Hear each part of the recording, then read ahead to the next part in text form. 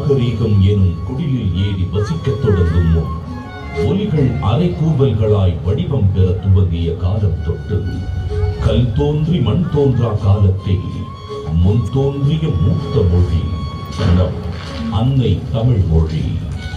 காலமெல்லாம் கடந்து நிற்கும் நம் தமிழ் மொழி உலகில் மிக பழமையான மொழி என்று கருதப்படுகிறது. மொழிகளுக்கெல்லாம் தாய்மொழியாக திகழ்ந்து தமிழரின் வரலாறு, வாழ்வியல், அறம், மாண்பு மற்றும் கலாச்சாரத்தின் அடையாளமாக மிளர்ந்து வரும் அன்னை தமிழ் மொழியின் தொன்மையை அதன் பண்பாடு, இலக்கியம், சிற்பக்கலை, ஓவியக்கலை, கட்டிடக்கலை மற்றும் கல்வெட்டுகளில் காண முடிகிறது.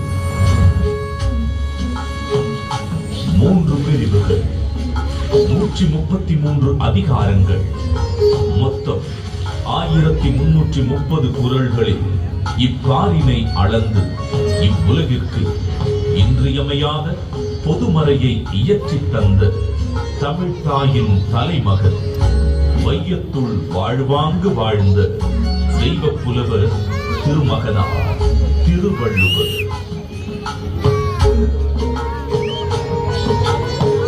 ஐயன்